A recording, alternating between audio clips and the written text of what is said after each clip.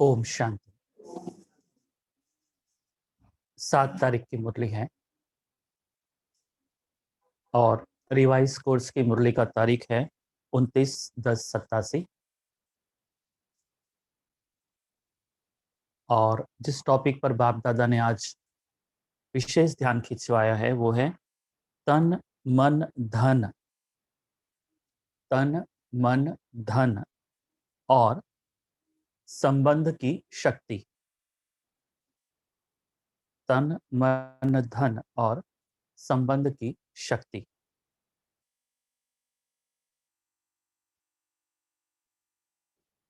तो बाबा कह रहे हैं आज सर्वशक्तिवान बाप अपने शक्तिशाली बच्चों को देख रहे हैं। क्या कहा?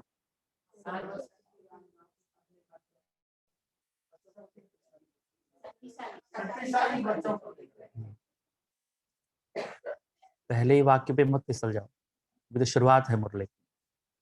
फिर से रिपीट करो, क्या कहा बाबा ने?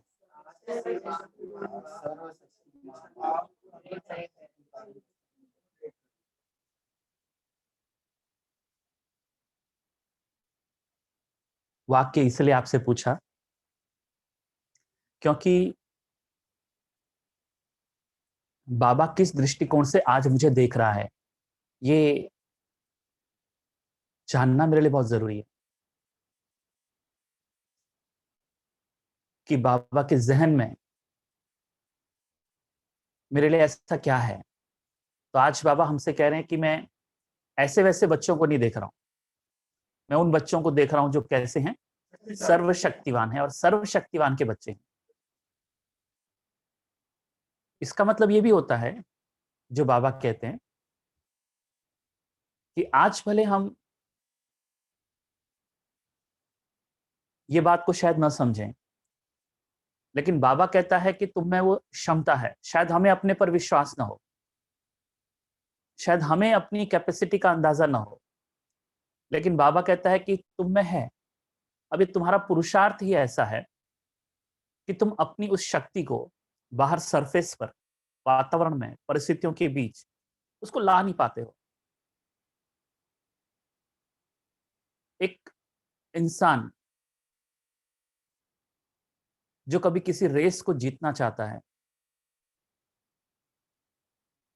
तो उसकी शुरुआत में वो उतना शक्तिशाली नहीं होता। तो उसका उस रेस को जीतना और रेस की शुरुआत के बीच एक बहुत बड़ी एक चीज जो अहम भूमिका निभाती है वो है अभ्यास, प्रैक्टिस, साधना, पुरुषार्थ। भले उसके पुरुषार्थ का जो क्षेत्र है वो अलग है, लेकिन एक साधारण इंसान को, एक महान इंसान या एक कोई भी क्षेत्र ले लो, संगीत का ले लो, खेल का ले लो, क्रिकेट का ले लो, उस क्षेत्र में एक साधारण इंसान महान तब बनता है जब वो अपने अभ्यास के बल से अपनी अंदर की शक्तियों को, ताकत को वो बाहर निकालता है, सरफेस पे लाता है। लेकिन जब वो साधारण था, न दूसरों को उस पर विश्वास था, न उसको खुद पे विश्वास था। लेकिन जब अभ्यास करता गया तो उसे अपने ऊपर विश्वास की कुछ किरणें, अपने ऊपर विश्वास की कुछ आशाएं उसे दिखती हैं। शुरुआत में, पहले कदम में तुम्हें ऐसा बिल्कुल नहीं लगेगा कि आप इस प्रतियोगिता को जीतोगे या एक महान व्यक्ति बन जाओगे।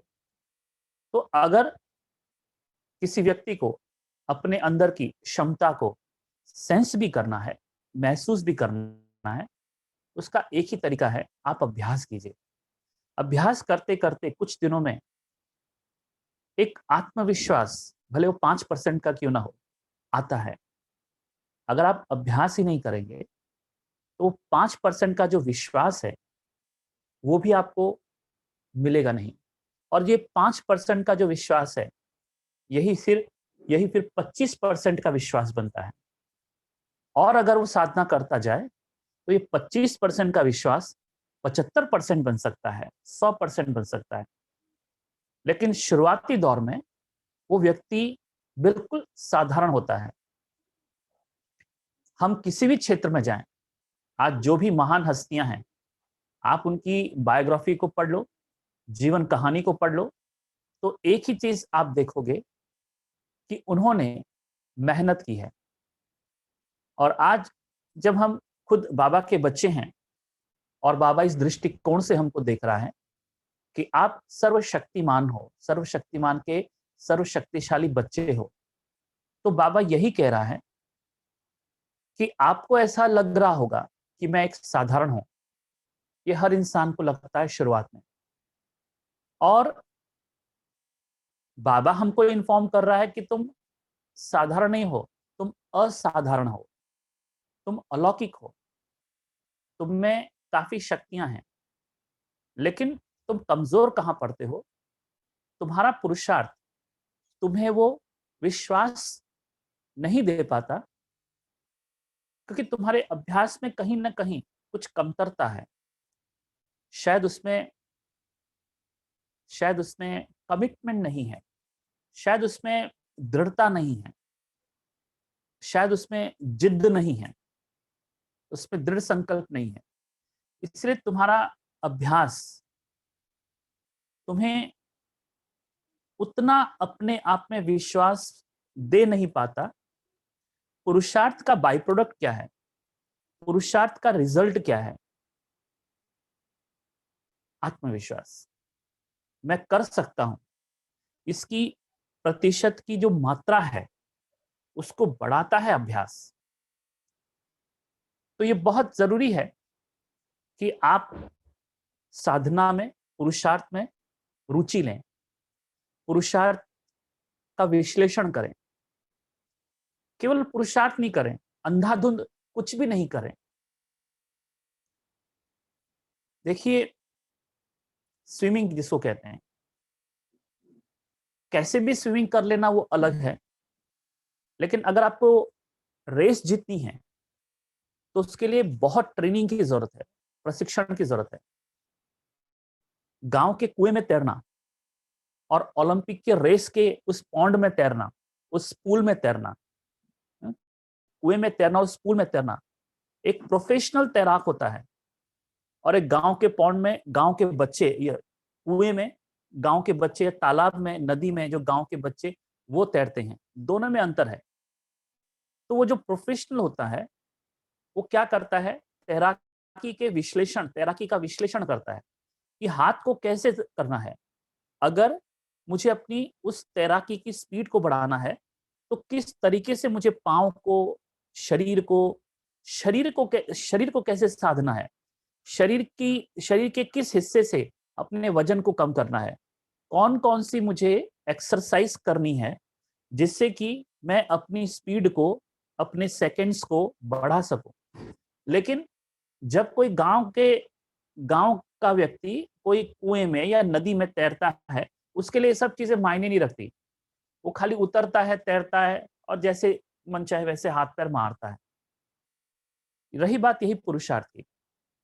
अगर जब बाबा हमसे कहते हैं कि एक सेकंड भी तुम्हारा व्यर्थ न जाए, या बाबा हमसे कहते हैं कि पुरुषार्थ की स्पीड बढ़ाओ, पुरुषार्थ की तेजी बढ़ाओ, तो क्या कहना चाहते हैं बाबा? आप अपने पुरुषार्थ का एनालिसिस करो। क्या बहुत बारीक बारीक बातों का अध्ययन करना पड़ता है। एक तैराक को भी जब तैराकी सीखनी और जीतनी है तो उसे तैराकी की बारीक बारीक बातों को ध्यान में रखना होता है। देखिए, क्रिकेट की एक एनालिसिस होती है। जो ओपोनेंट है वो हर खिलाड़ी का अभ्यास करते हैं कि इस खिलाड़ी की कमजोरी कैसी है, इसका राइट हैंड स्ट्रांग है कि लेफ्ट हैंड स्ट्रांग है, इसका ज्यादा पावर किस में है। कोई फाइट का कह लिए, पहलवानी कह दीजिए, और या रिंग पर जो बॉक्सिंग होती है वो कह लीजिए। तो जो ओपोनेंट होता है वो उस बॉक्सर की हर हरकत पर नजर रख के उसका एनालिसिस, उसका डेटा वो कलेक्ट करते हैं और कहते हैं यहाँ यहाँ ये व्यक्ति की कमजोरी है। तो तुम उसको यहां पर घुसा मारना, तुम उसको ऐसे डिफीट करना। ऐसे क्रिकेट प्रेमियों का भी होता है, आज उस लेवल पर वो उसकी स्टडी करते हैं। ऐसे ही पुरुषार्थ का जो हमारा विषय है, साधना का जो हमारा विषय है, इसकी बारीकियों को हमको अध्ययन करना है। अगर हम सिंपली एक अमृत वेले का ले लें, अमृत वेले की बारीकियों को समझे। क्यों अमृत वेले नींद आती है, क्यों मैं उठ नहीं पाता हूं, अगर नहीं उठ पाता हूं तो इसका कनेक्शन मेरे माइंड से कैसे है, मेरे उन संकल्पों से कैसे हैं जो पिछले दिन सोने के पहले मेरे चले थे। रात सोने के पहले मैं किस स्थिति में सोया था, ऐसी कौन सी स्थिति में अगर हम सोते हैं तो सुबह अमृत वेला जाग सहज रूप से आती है। मेरी नींद इतनी गहरी क्यों नहीं है, जो कम समय में मैं अपनी नींद को गहराऊं कैसे, क्योंकि नींद जितनी गहरी होगी, नींद की रिक्वायरमेंट उतनी कम होगी। नींद जितनी छिछली होगी, सरफेस पर होगी, उतनी नींद की रिक्वायरमेंट शरीर को ज्यादा होगी। मैं थकान का अनुभव क्यों करता हूं, इसको कहते हैं पुरुषार्थ की बारीकियों का अध्ययन करना। अगर मेरा शरीर साथ नहीं दे रहा है, तो इस शरीर क्यों नहीं साथ दे रहा है, ऐसा क्या शरीर में के अंदर मैं डाल रहा हूं जिसकी वजह से मैं फ्रेशनेस फील नहीं करता हूं, ऐसी क्या मेरी आदतें हैं। तो मेरा पूरा ध्यान शरीर की संरचना, शरीर का डाइजेशन, शरीर की क्या रिक्वायरमेंट है, तो मैं थोड़ा उस पर इंटरेस्ट लेना चालू करूंगा। लेकिन मैं हर कीमत पर अपने अमृत वेले को फ्रेश बनाना चाहता हूं, ताजा बनाना चाहता हूं, अपनी नींद की जो क्वालिटी को इंप्रूव करके नींद की क्वांटिटी को कम करना चाहता हूं, नींद की गुणवत्ता को बढ़ा करके नींद की मात्रा को मैं कम करना चाहता हूं। तो मैं इन बारीकियों का अध्ययन करूंगा और कुछ नहीं। इन बारीकियों का जैसे जैसे आप अध्ययन करते हैं, वैसे वैसे आपका जो पुरुषार्थ है वो महीन होता जाता है, और जितना पुरुषार्थ महीन होगा, उतना ही आपकी प्राप्ति महान होगी। ये उसका कनेक्शन है। लेकिन हमारा अमृत वेला हमारे लिए बहुत महत्वपूर्ण चीज नहीं है। हमारा पूरा दिन डेडिकेटेड नहीं है उस अमृत वेले के लिए कि कल का अमृत वेला मेरे लिए दी बेस्ट होना चाहिए, कल के दिन से आज का अमृत वेला मुझे बेस्ट होना चाहिए। अगर नहीं हो रहा है तो क्यों नहीं हो रहा है। तो ये जो क्यों का प्रश्न है, ये अपने पुरुषार्थ पे लगाइए, बल्कि ये क्यों का प्रश्न उन लोगों पर मत लगाइए जो आपको परेशान करते हैं। ये क्यों का प्रश्न ड्रामा पर मत लगाइए, ये क्यों का प्रश्न अपने ऊपर लगाइए कि मेरा अमृत वेला इतना हल्का फुल्का क्यों होता है, मैं क्यों अमृत वेला मिस करता हूं, मुझे उठने की दिल क्यों नहीं होती है। इनकी बारीकियों में जाइए, और ये बारीकियां आपको चंद हफ्तों में नहीं मिलती हैं, महीनों लग जाते हैं, वर्षों लग जाते हैं, क्योंकि ये बारीकियां तुम्हारी अपनी हैं, तुम्हारी अपनी निजी कमजोरियां हैं, तुम्हारी अपनी व्यक्तिगत कमजोरियां हैं। और जब तक इन कमजोरियों की बारीकियों को, मोटी मोटी कमजोरियां आप फिर भी ढूंढ लोगे, लेकिन कुछ ऐसी कमजोरियां हैं जो आपके व्यक्तित्व में इतनी गहरी उतरी हैं, उसकी जड़ें इतनी गहरी हैं कि उनको ढूंढ पाना ये थोड़ा सा मुश्किल भी है, पर असंभव नहीं है। और ये आप पर निर्भर करता है कि आपकी जिद कितनी पावरफुल है, जिद्दी आप कितने हो। इसलिए संस्कारों में जिद्दी होने के बदले आप अपने खुद के कमजोरियों को ढूंढने में जिद्दी बनो। बड़ी मुश्किल बात नहीं है, वरना ये आपकी कंप्लेंट्स सदा ही होती रहेगी, अमृत वेला उठ नहीं पाता, अमृत वेला नींद होती है। तो ये सबका ही कॉमन होता है। इसके पीछे एक ही कारण है कि I am not interested in Amrit vela. मैं उसमें रुचि नहीं, मेरे को उठने की रुचि नहीं है। तो आपको अगर करने का ही दिल नहीं है, तो आप बारीकियों में क्यों जाओगे। आप कोई भी चीज लीजिए, एक पेंटिंग लीजिए, पेंटिंग, आपके बच्चे पेंटिंग करते हैं और एमएफ हुसैन पेंटिंग करता है, किसकी कीमत ज्यादा होगी, एमएफ हुसैन की कि आपके बेटे की। एमएफ हुसैन की, क्योंकि वो बहुत प्रसिद्ध पेंटर है, उनके स्ट्रोक्स जो होते हैं, उनकी जो पेंटिंग होती है, वो कई करोड़ में बिकती है, लाखों में बिकती है। ऐसी कई पेंटिंग्स, आज से कई ऐसे भी पेंटर थे जो मर गए और उस समय लोगों ने उनकी पेंटिंग को समझा नहीं। आज जब उनकी पेंटिंग को वो समझते हैं, तो उनकी कीमत तो बिलियन डॉलर्स होती है। ऐसा क्या था उस पेंटिंग में बारीकियां। ऐसे ऐसे पेंटर की बायोग्राफी है जो अपनी पेंटिंग को बनाने के लिए उन्होंने अपने घर का सामान तक बेच दिया क्योंकि उनको पेंट चाहिए था। भूखे रहे वो, उनको भूख बड़ी चीज नहीं थी। वो पेंटिंग उनके लिए एक ऐसा हो गया कि पेंटिंग में डूब जाते थे और उनकी बारीकियों को समझना शुरू किया और ऐसी पेंटिंग तैयार की जो आज तारीख तक विश्व में उसकी ख्याति है। मोनालिसा की पेंटिंग आज तारीख तक प्रसिद्ध है। क्यों? उसकी बात ही कुछ ऐसी है, रहस्यमयी कहते हैं लोग उसको। उसके स्ट्रोक्स ऐसे हैं। आज जो उनकी पेंटिंग को समझने के लिए, उनकी बारीकियों को समझने के लिए वो उनकी चेक करते हैं कि इस पर उसने कितने कोटिंग्स दिए हुए हैं। पहला कोट ये था, दूसरा कोट ये था, तीसरा कोट ये था, तब जाके उसके चेहरे की चेहरे की जो शाइनिंग है, जो डेप्थ है, वो निकलती है। ये मैं आपको क्यों बता रहा हूँ? मैं आपको इसलिए बता रहा हूँ कि कोई भी चीज़ श्रेष्ठ कब बनती है, जब वो चीज़ को बनाने के लिए मेरे अंदर में जिद्द हो और पूरी तरह मैं उसमें डूब गया हूँ और उसकी बारीकियों को मैं खोज कर ला रहा हूँ। तो इसके लिए जैसे कहा, साधना एक एक्सपेरिमेंट की तरह, एक प्रयोग की तरह आपको अपने आप को करना होगा, तभी जाके ये पॉसिबल है। वरना इतने साल में भी ऐसा लगेगा कि आपने कुछ भी नहीं किया और कुछ भी नहीं किया मतलब आप गँवा रहे हो अपना टाइम। सो ये बहुत इम्पोर्टेंट है जब बाप हमसे कहते हैं कि मैं सर्वशक्तिवान बाप अपने सर्वशक्तिशाली बच्चों को देख रहा हूँ। वो हमारे अंदर की शक्ति का हमको जानकारी दे रहे हैं। अब वो ना बाहर नहीं आ पा रही है, तो जैसे कहा, उन बारीकियों को समझने में हम कहीं न कहीं कम पड़ रहे हैं। हर एक ब्राह्मण आत्मा शक्तिशाली बनी है, लेकिन नंबरवार है। अब ये जो आपको बात मैंने बताई, अब ये समझ में आ रहा होगा कि ये नंबरवार शब्द क्यों लगा? क्योंकि हर एक का पुरुषार्थ उस पर निर्भर है। अगर तुम कभी कहते हो कि मेरे से नहीं होता है, तो इसका सिंपल मतलब है कि तुम करना ही नहीं चाहते।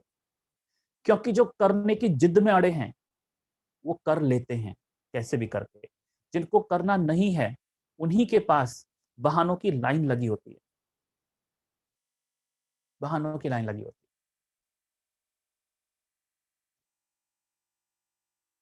सर्व शक्तियाँ बाप का वर्षा और वरदाता का वरदान है। बाप और वरदाता इन डबल संबंध से हर एक बच्चे को यह श्रेष्ठ प्राप्ति जन्म से ही होती है। जन्म से ही बाप सर्व शक्तियों का अर्थात जन्म सिद्ध अधिकार का अधिकारी बना देता है। साथ साथ वरदाता के नाते से जन्म होते ही मास्टर सर्वशक्तिवान बनाए सर्वशक्ति भव का वरदान दे देते हैं। भाई हमसे कहते हैं, भाई जी हमने एक भी मुरली मिस नहीं की। हमने कहा बहुत अच्छी बात है, लेकिन एक भी तुमने मुरली मिस नहीं की, पर मुरली सुनने वाले को तुम मिस करते हो क्या? तो वो समझते नहीं है। हमने कहा मुरली मिस करने वाला या मुरली सुनने वाला, उसको तुमने कभी पकड़ा है? जब तुम मुरली सुनते हो, तो मुरली कौन सुन रहा है, इसका तुम्हें होश रहता है? वो कहते हैं नहीं। हमने कहा फिर मुरली सुनने का इतना दावा क्यों करते हो? अच्छी बात है, अच्छा गुण है, आपने आज तक कोई मुरली मिस नहीं की। लेकिन जिसने मुरली मिस नहीं की, वो कौन है वो मालूम है? उसका होश तुमको है। जब तुम पानी पीते हो, जब तुम चाय पीते हो, तो उस वक़्त वो जो मुरली सुनने वाला, जिसने कभी मुरली मिस नहीं की, वो कौन है? इसका तुम्हें थोड़ा भी होश होता है? अगर इसका उत्तर ना में है, तो इतनी जो तुमने मुरलियाँ सुनी, तुमने मुरली सुनी नहीं है, तुम्हें केवल मुरली सुनने का आभास है। तुम इस धोखे में हो कि तुमने मुरली सुनी। तुम इस धोखे में हो कि तुमने मुरली सुनी। तुम इस धोखे में हो कि तुमने मुरली मिस नहीं की। तुमने मुरली सुनते हुए भी मुरली मिस कर दी है। वरना तुम्हारी आज ये स्थिति ऐसी ना होती, जहां तुम्हें आज तक इसका भी होश नहीं है कि मुरली कौन सुन रहा है, मुरली कौन सुना रहा है। इससे भी ज्यादा इंपॉर्टेंट है मुरली कौन सुन रहा है। तो अगर इसका होश नहीं है तो तुमने मुरली एक भी मिस नहीं की, इसका अहंकार साइड में रख देना, इसका ढिंडोरा मत पीटो।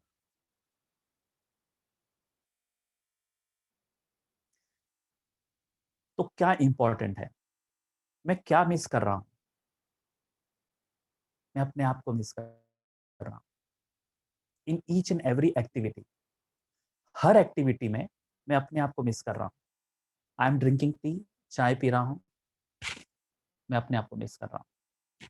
आप कोई फंक्शन कर रहे हैं, आप अपने आप को मिस कर रहे हैं।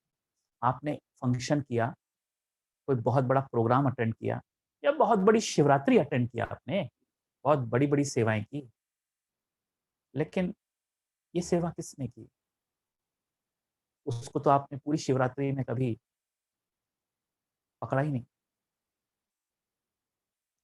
शिवरात्रि बोलो, झंडा वंदन बोलो, वॉट एवर इट इज, कोई बर्थडे का प्रोग्राम बोलो, इसका मतलब ये नहीं है कि आप शिवरात्रि ना कीजिए, इसका मतलब ये नहीं कि आप प्रोग्राम नहीं कीजिए। ये जरूरी है, इसलिए जरूरी है ताकि इन प्रोग्राम के दौरान आप प्रोग्राम कॉन्शियस हो गए कि सोल कॉन्शियस हो गए, इसकी चेकिंग इन्हीं प्रोग्राम के दौरान होती है। आप घर की एक्टिविटी को मत सोचिए कि इसकी वजह से मैं पुरुषार्थ नहीं कर पाता। घर की एक्टिविटी, आपका नौकरी, आपका धन कमाना, बच्चों को पालना, ये इसलिए जरूरी है ताकि ये करते हुए आप उसको पकड़ें जो ये सब कुछ कर रहा है। और अगर आप उसको नहीं पकड़ पाते तो आप ये जो कर रहे हो, कर्म कॉन्शियस हो गए हो। गृहस्थी कभी विघ्न नहीं रही है। आपका धन कमाना, आपका business, what you are doing, आपकी लीगल एक्टिविटीज, ये कभी ये कभी पुरुषार्थ का विरोध नहीं रहा। इन्होंने कभी हमारी साधना में खलल नहीं डाला। हम ऐसी मान्यता लेकर बैठे हैं कि बच्चों की वजह से, धन की वजह से, नौकरी की वजह से हम डिस्टर्ब हो रहे हैं। नहीं, हम पुरुषार्थ ही नहीं कर रहे हैं, इसलिए नौकरी कॉन्शियस हो गए हैं, धन कॉन्शियस हो गए। इसलिए बाबा हमसे कहते हैं, हर कर्म करते हुए बच्चे पहले तो अपना होश रख। और जब तक अपने होश को आपने नहीं साधा तो इस ये एक्टिविटी में आपकी चेकिंग कैसे होगी? प्रयोगशाला है ये। आपका सुबह उठकर जो भी एक्टिविटी करते हो, घर का काम हो भले, चौका चूल्हा क्यों ना हो, रात सोने तक जो भी आप कर्म करते हो, ये कर्म नहीं है बल्कि प्रयोगशाला है। ये कर्म नहीं है बल्कि मिरर है, मिरर। कि आज नौकरी पर किसी ने मुझ पर कोई ब्लेम कर दिया तो मैंने कैसे रिएक्ट किया, कैसे रिएक्ट किया, वो रिएक्शन कहां से उठा। तुम जितना होश में रहोगे, तुमने वो रिएक्शन होश में किया या तुमने वो रिएक्शन बेहोशी में लिया। तुमने ये प्रूव करने की कोशिश की कि मैं राइट हूं, या तुमने होश में प्रूव करने की कोशिश की कि मैं राइट हूं। तुमने बेहोशी में ये सिद्ध किया कि मैं राइट हूं, या तुमने होश पूर्वक सिद्ध किया कि मैं राइट हूं। ये दोनों में अंतर है। तुम होश में ये कर रहे थे कि तुम बेहोशी में कर रहे थे। देखो, खाना योगी भी खाता है, खाना भोगी भी खाता है। लेकिन योगी जब भोजन करता है तो वो होश में करेगा, भोगी जब भोजन करेगा तो वो बेहोश में करेगा। योगी जब भोजन करेगा तो सोल कॉन्शियसनेस में आत्मा को पकड़ने की कोशिश करेगा। और हर वो भोजन जब तुम्हारे पास आता है तो वो एक प्रयोग है, वो एक मौका है, वो एक अपॉर्चुनिटी है। मौका इसलिए क्योंकि उसी मौके के दौरान तुम तुम ये चेक कर सकते हो कि भोजन पर ध्यान है या भोजन को शरीर में, भोजन शरीर में जा रहा है, ये होश मेंटेन कर रहे हो। बहुत इंपॉर्टेंट है। लेकिन तुम्हारी आदत क्या है? जब तुम भोजन करोगे तो तुम्हें इसका बिल्कुल पता नहीं कि कौन किसको भोजन करा रहा है। मैं इस शरीर को भोजन करा रहा हूं, मैं आत्मा भोजन नहीं कर रही हूं। क्या ये होश, क्या ये अनुभव तुमको, मैं चिंतन नहीं कह रहा हूं, ये अनुभव मुझे भोजन खाते हुए होता है? तो तुम कभी भी भोजन को दोष न दोगे, क्योंकि तुम्हारे लिए वो एक प्रयोग होगा, तुम्हारे लिए वो एक चेक पॉइंट होगा, तुम्हारे लिए वो ऐसा एरिया होगा जिसको बाबा कहते हैं कुरुक्षेत्र। तो भोजन करना भी कुरुक्षेत्र है, जहां या तो तुम भोजन खाने में मस्त हो जाओगे, बड़ा अच्छा गुलाब जामुन बना है, पकोड़े आज बढ़िया बने हैं, वगैरह वगैरह वगैरह, लेकिन कौन इस शरीर में पकोड़े डाल रहा है, इसका होश तुम्हें नहीं है। ऐसा नहीं कि योगी समोसे नहीं खाएगा, ऐसा है? कभी बाबा ने बोला कि ब्रह्मा कुमार कुमारियों को एक भी समोसा नहीं खाना है, कहीं बोला बाबा ने? बोलिए, नहीं बोला। और उन खाया तो धर्मराज के डंडे बहुत पड़ेंगे, ऐसा कभी बोला है? बोला है? ऐसा सवाल खाने का नहीं है। हाँ, लेकिन जब आप सात्विक भोजन भी खाते हो, तो सात्विक भोजन खाते वक्त वो जो सत अंदर में है, सत तत्व, मैं आत्मा हूं, तो उसका होश मेंटेन करना है। भोजन सात्विक है, लेकिन तुम तामसिक हो, तुम्हारी स्थिति तामसिक है, क्योंकि तुम खुद तामसिक अवस्था में तुमने सात्विक भोजन किया। ठीक है, तामसिक अवस्था में तुमने सात्विक भोजन किया, भोजन सात्विक रहा पर तुम तामसिक थे। तमस का मतलब इधर क्या हुआ? तमस का मतलब हुआ बॉडी कॉन्शियसनेस। सत का मतलब हुआ, सत का मतलब हुआ soul consciousness. It is very important. इसलिए सेवाएं कभी भी कोई बंधन नहीं रही। सेवा बोलो, आपका कर्म क्षेत्र बोलो, इनको आप कभी भी बंधन मत मानना, बल्कि ये सेवा का क्षेत्र, आपका कर्म, आपकी ड्यूटी, आपका धन, आपका बिजनेस, ये आपका आपसे संबंध जुड़ाने के लिए, आपका आपसे संबंध जुड़ाने के निमित्त कारण है, बंधन नहीं है। मेरा मुझसे संबंध जोड़ने का, मेरा मुझसे संबंध जोड़ने का निमित्त कारण बना सकते हो इसको, वरना ब्रह्मा बाबा कब के सन्यासी हो गए होते। शिव बाबा की प्रविष्टा के बाद बाबा कहता अब बिजनेस छोड़ छाड़ के चला मैं जंगल, और अरावली की कोई पहाड़ी में किसी गुफा में बैठे होते। और आज यहाँ पर जो चित्र लगा होता, ब्रह्मा बाबा विद गुफा, उनकी गुफा लेकर हम बैठे होते और कहते ये हमारे महान किसी रपस में ऐसे। बाबा ट्रस्टी बने, ट्रस्ट बनाया, और वो सब कर्म किया जो तुमने किया। बाबा ने लौकी काटी, पालक बथुआ काटा, गेहूं साफ किया, हीरों का जवाहरी, गोबर के उपले बनाए। क्यों बनाए गोबर के उपले?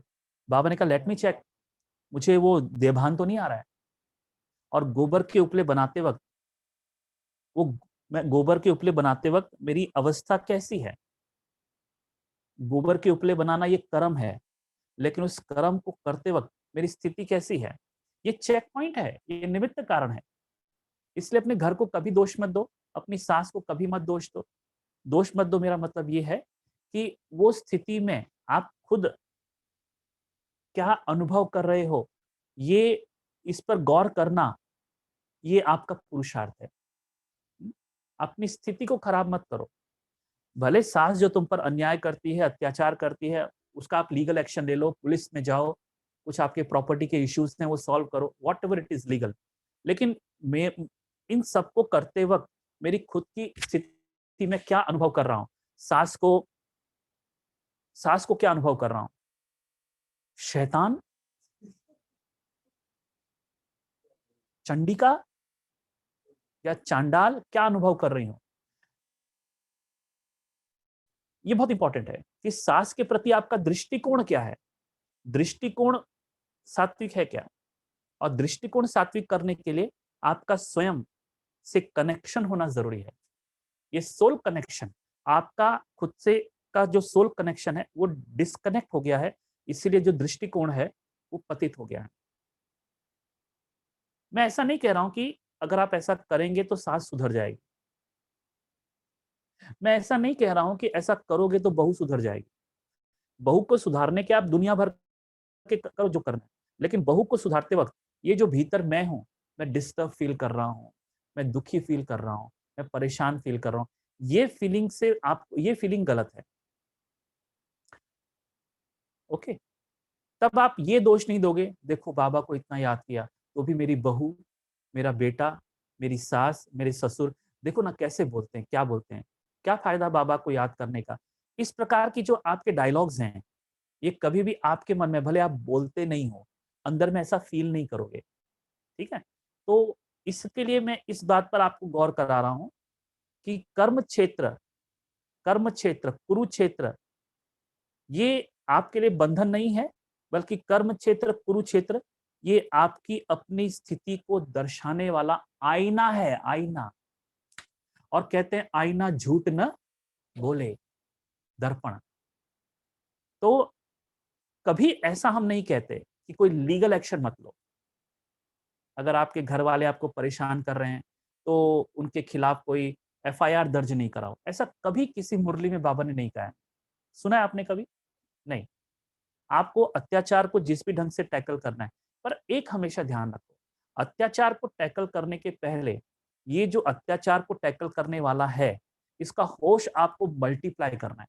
आज जिस होश में आप हो, आप जिस आत्मा को अनुभव कर रहे हो, इसको मल्टीप्लाई करो। जितना आपका होश मल्टीप्लाई होगा आत्मा का, उतना ही आप जो बाहर में एक्शन लोगे, उस एक्शन से आप डिस्टर्ब नहीं हो जाओगे। आपने एक्शन लिया, पर आउटपुट 0 निकला। आपने ये काम किया, लेकिन और ही बात बिगड़ गई। लेकिन एक चीज़ आप अनुभव करोगे, अंदर में आप बिगड़े हुए नहीं हो। अंदर में यू आर फीलिंग कूल। क्यों ऐसा क्यों हो रहा है?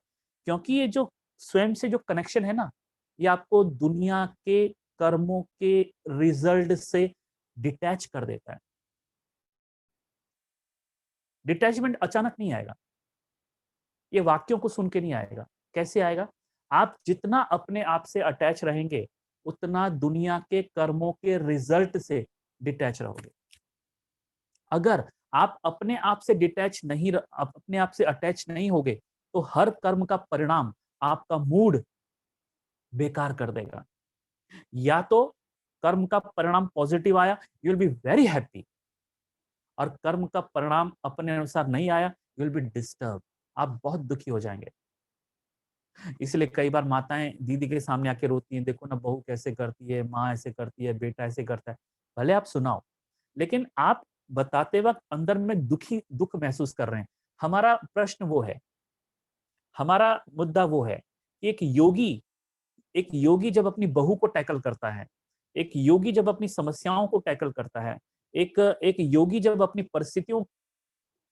को परिस्थितियों के साथ कुछ ठीक-ठाक करता है, तो वो योगी पहले है, परिस्थितियाँ बाद में हैं।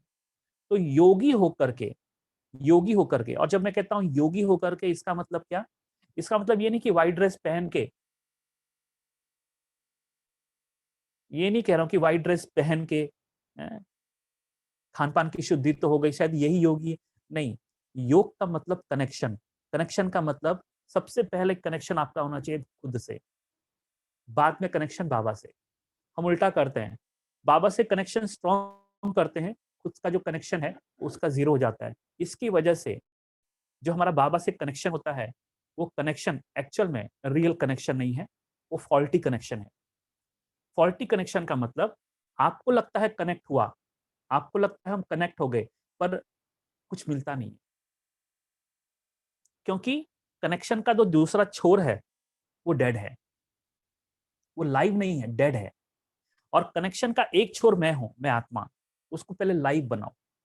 कनेक्शन का दूसरा छोर है परमात्मा। इसे क्लास में सब उतने होश में नहीं होते हैं। मुश्किल से अगर 50 की क्लास होगी, उसपे 4 या 5 इस बात को समझ रहे होंगे। अक्सर तो सब ये एंड डेड होता है। इस साइड का जो एंड है, वो डेड होता है। और उस साइड का एंड, उसको हम बहुत पावरफुली पकड़ने की कोशिश करते हैं। लेकिन इस साइड का एंड डेड होता है। और चूँकि इस साइड का एंड डेड होता है, इसलिए नथिंग इज़ कमिंग, कुछ नहीं आ रहा है। इसलिए ये बहुत जरूरी है कि जो शक्ति है उसको समझना है अपने आप को। बाप और वरदाता, इन डबल संबंध से हर एक बच्चे को यह श्रेष्ठ प्राप्ति जन्म से ही होती है। जन्म से ही बाप सर्व शक्तियों का अर्थात जन्म सिद्ध अधिकार का अधिकारी बना देता है।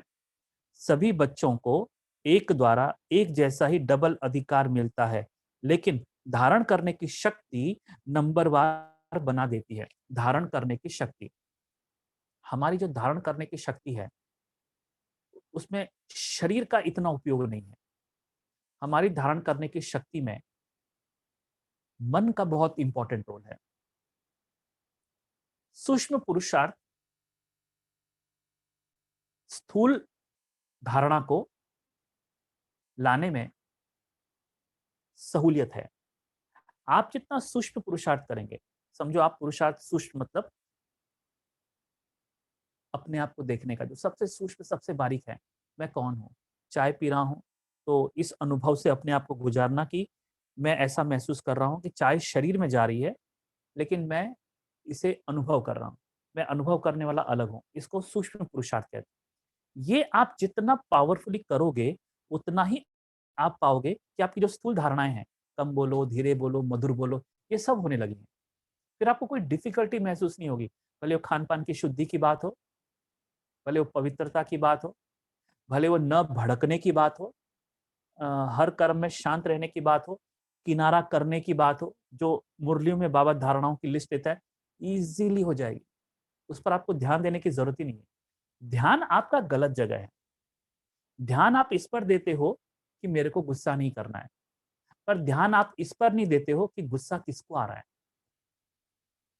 जब आप कहते हो मेरे को मतलब आपको लगता है ये, आपको ये कभी नहीं लगता कि मेरे को मतलब इस शरीर के अंदर वाला मेरे को।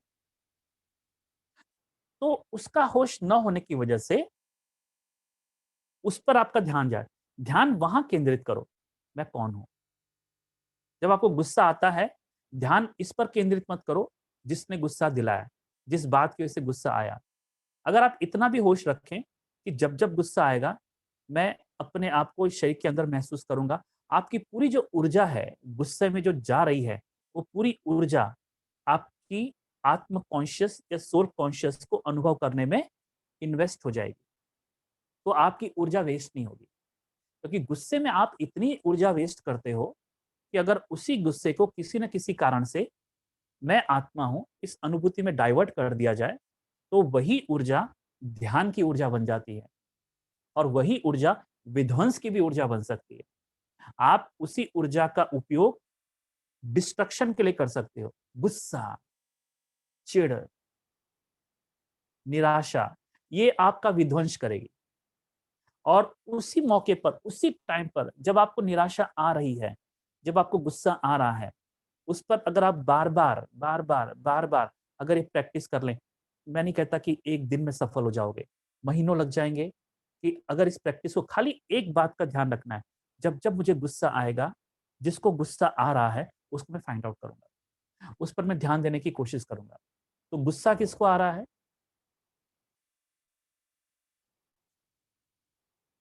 आपके पैर को गुस्सा आ रहा है, हाथ को गुस्सा आ रहा है।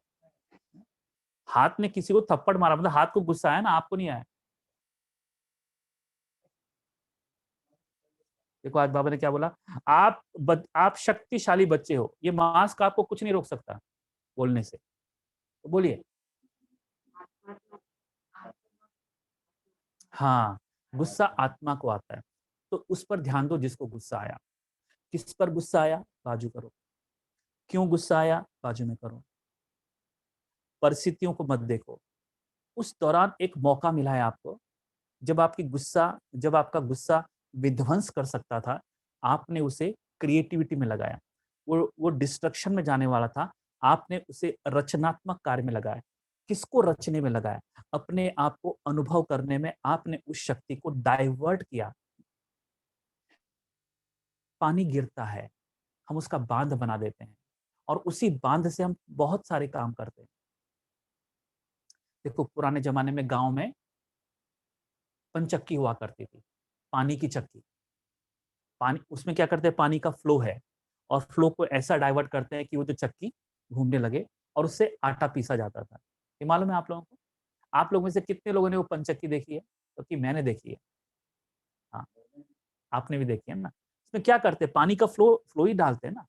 वो धारा इतनी जोर से गिराते हैं कि अंदर में वो आटा पिसता है। तो क्या किया हमने, पानी तो बूंदों-बूंदों में गिरा, उसको हमने कलेक्ट किया, इकट्ठा किया, अब वो शक्ति बन गया। अब उस शक्ति का उपयोग, उस ऊर्जा का उपयोग हमने क्या किया? उसको चलाने में किया। देखो सूरज की रोशनी, आप उस पर एक लेंस लेते हो, उस लेंस से आप क्या करते हो, उसको कॉन्संट्रेट करते हो और वो कागज जल जाता है या माचिस की तीली जल जाती है, ठीक है? तो क्या किया हमने, सूरज की किरणों को इकट्ठा किया और उससे हमने वो तीली जला दी। ऐसे ही अगर आप ये गुस्से में जो शक्ति बाहर निकल रही है, उस शक्ति को आप इकट्ठा करके उसी वक़्त, उसी टाइम पर, बाद में नहीं, उसी टाइम पर अगर आपने ये आदत डाल ली कि मुझे आत्मा का अभ्यास करना है, मुझे उस पर ध्यान देना है जिसको गुस्सा आ रहा है। मुझे वो ध्यान से हटा देना है। गुस्सा क्यों आ रहा है, किस लिए आ रहा है, ये सारे विषय को बाजू में कर दो। किसको गुस्सा आ रहा है, किसको गुस्सा आ रहा है, किसको गुस्सा आ रहा है? मुझे आ रहा है। मैं कौन हूँ? अगर ये आदत बना लो, तो आपको एक शस्त्र मिल जाएगा। आपको एक शक्ति, ये बहुत बड़ी शक्ति है। ये एक बहुत बड़ी शक्ति है। फिर आप बड़े से बड़ा गुस्सा जो है, उसको रोकोगे नहीं, उसको डाइवर्ट करोगे। गुस्से को रोकना नहीं है, गुस्से को डाइवर्ट करना है। वो जो शक्ति गुस्से में लग रही है, उसको डाइवर्ट करना है। Diversion is important, blocking is not important. आप जो ब्लॉक करते हो ना, गुस्से को रोकते हो, ये आप गलत करते हो। रोको और डाइवर्ट करो। डाइवर्शन जरूरी है, ठीक है? रोकना है और डाइवर्ट करना है। हम रोकते हैं पर डाइवर्ट नहीं करते, ये प्रॉब्लम है। इसलिए आपको गुस्सा आ रहा है, आप चुप हो जाते हो, लेकिन सारा दिन अंदर में बॉइलिंग हो रहा है। रोको, डाइवर्ट करो, स्टॉप एंड डाइवर्ट। रोकना है और उसकी दिशा को मोड़ना है। एक काम करना आप लोग, यू आर अ योगी, फिर योगी हो गए।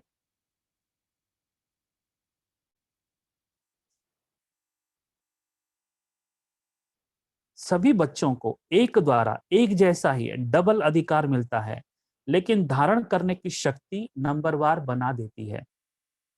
बाप सभी को सदा और सर्वशक्तिशाली बनाते हैं। देखो क्या कहा, बाप सभी को सदा और सर्वशक्तिशाली बनाते हैं, लेकिन बच्चे यथाशक्ति बन जाते हैं। प्रॉब्लम कहाँ है? प्रॉब्लम बाबा की तरफ से नहीं है, प्रॉब्लम हमारी तरफ से है। ऐसा कुछ भी नहीं कि 60 साल में आपकी मानसिक शक्ति कम हो जाती है। आपको ऐसा बोला गया है।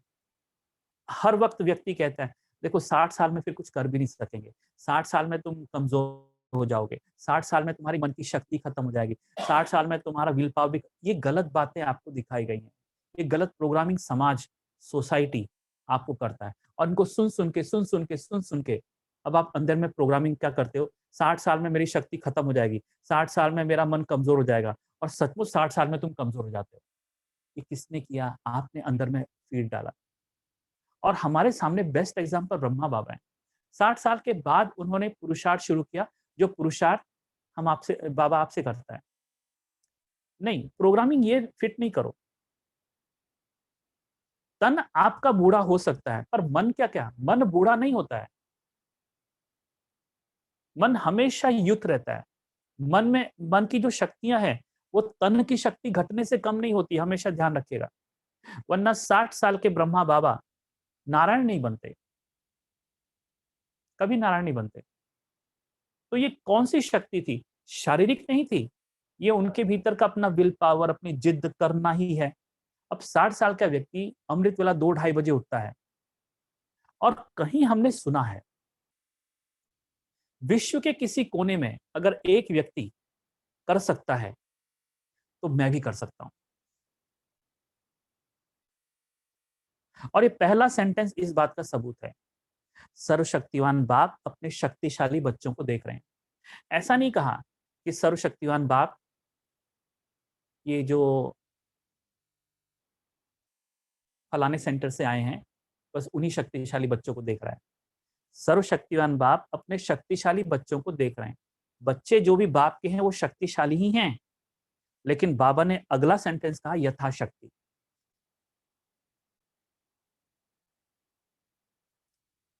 मुख्य शक्तियां हैं तन की, मन की, धन की और संबंध की। ये चार शक्तियां, चारों ही आवश्यक हैं। अगर चार में से एक भी शक्ति कम है तो जीवन में सदा व सर्व सफलता नहीं होती। कौन सी चार शक्तियां? अलौकिक जीवन में भी चारों ही शक्तियां आवश्यक हैं। इस अलौकिक जीवन में आत्मा और प्रकृति दोनों की तंदुरुस्ती आवश्यक है। जब आत्मा स्वस्थ है तो तन का हिसाब किताब व तन का रोग सूली से कांटा बनने के कारण स्वस्थिति के कारण स्वस्थ अनुभव करता है। उनके मुख पर, चेहरे पर बीमारी के कष्ट के चिन्ह नहीं रहते। मुख पर कभी बीमारी का वर्णन नहीं होता। कर्म भोग के वर्णन के बदले कर्म योग की स्थिति का वर्णन करते हैं, क्योंकि बीमारी का वर्णन भी बीमारी की वृद्धि करने का कारण बन जाता है। अब देखो क्या कह रहे हैं बाबा। आत्मा स्वस्थ है तो तन का हिसाब किताब व तन का रोग सूली से कांटा बनने के कारण स्वस्थिति के कारण स्वस्थ अनुभव करता है। ऐसा बाबा ने नहीं कहा कि तन का रोग नहीं होगा। बाबा ने कहा चूंकि स्वस्थिति के कारण ये जो तन के रोग का अनुभव है, यहां गौर कीजिएगा, तन का रोग नहीं, तन के रोग का अनुभव सूली से कांटा हो जाएगा। रोग शायद न जाए, पर रोग का जो अनुभव मुझे अंदर में दर्द, पीड़ा, पेन और उससे भी ज्यादा वो जो रोग का दर्द, वो जो रोग की पीड़ा हो रही है, पीड़ा के कारण उसका असर जो मन पे आ रहा है, वहां पर बाबा ने इशारा किया है कि मन को वो जो रोग की पीड़ा का जो दुख वाला हिस्सा है, वो मन दुखी नहीं होगा रोग की पीड़ा की वजह से। अब छोटा सा एग्जांपल, मेरे पैर का फ्रैक्चर हो गया समझो, और मुझे भयानक दर्द हो रहा है, पर मैं दुखी नहीं हूं। दर्द हो रहा है, बहुत जबरदस्त पेन हो रहा है, उस पेन को मैं बर्दाश्त भी कर रहा हूं, या उस पेन को मैं फील भी कर रहा हूं, लेकिन उस पेन का मेरे को कोई दुख नहीं है, उस पेन का मेरे को कोई टेंशन नहीं है। ये कब होता है? जब आप आत्मा की स्थिति को उपलब्ध होते जाते हो। जैसे मैंने कहा, अपने होश को मल्टीप्लाई करो, आत्मा के होश को मल्टीप्लाई करो, तो क्या होगा? आपका आपका रोग के अनुभव की वजह से जो दुख है वो मिनिमाइज होगा। मल्टीप्लाई करो होश को, मिनिमाइज करो दुख को। Multiplication and minimisation. हम क्या करते हैं? दर्द होता है, दर्द से दुखी होते हैं, पर हम अपने होश को मल्टीप्लाई नहीं करते। अच्छा, क्यों नहीं कर पाते? क्योंकि हमको लगता है जब शरीर को दर्द होगा उसी वक्त योग करने बैठेंगे। नहीं, आप जब बहुत काल का अभ्यास करते हो, जब आपका पैर नहीं भी टूटा था, उस वक्त आप इस होश को नहीं मल्टीप्लाई करते हो। उस वक्त आप क्या करते हो? उस वक्त आप पकोड़े खाते हो, जलेबी बनाते हो, मार्केट में घूम घूम कर 50 गिफ्ट लेके आते हो। उस वक्त आपको ये होश को साधना है, इसकी आवश्यकता नहीं होती। इसलिए जब ऐसी घटना घटती है, आप चिल्लाना शुरू कर दोगे, बाबा ने ऐसे किया, देखो कितना दर्द हो रहा है, हाय बाबा, अरे बाबा ठीक करो, वगैरह वगैरह आपका चालू हो जाता है।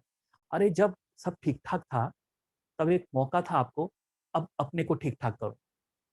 जब बाहर ठीक ठाक था, तो आपने अंदर में अपने आप को ठीक ठाक क्यों नहीं किया? क्यों नहीं अपनी सोल कॉन्शियस स्टेट को आपने बनाया? नहीं, जब आप ठीक ठाक हो तब आप मार्केटिंग करते हो, तब आप पता नहीं घर को सजाने के लिए पता नहीं क्या क्या करते हो, रिश्तों के साथ जाते हो, शादी की किसी के ब्याह पर आप जाते हो, किसी के मुंडन पर आप जाते हो, किसी का नाती हो गया, किसी का पोता हो गया, वहां चले जाते हो। यही वो वक्त था जब ये नाती, पोता, तोता जो भी है आपका, वो बाजू में रख के आपको होश की साधना करनी थी। पर आपको वो होश कहाँ था?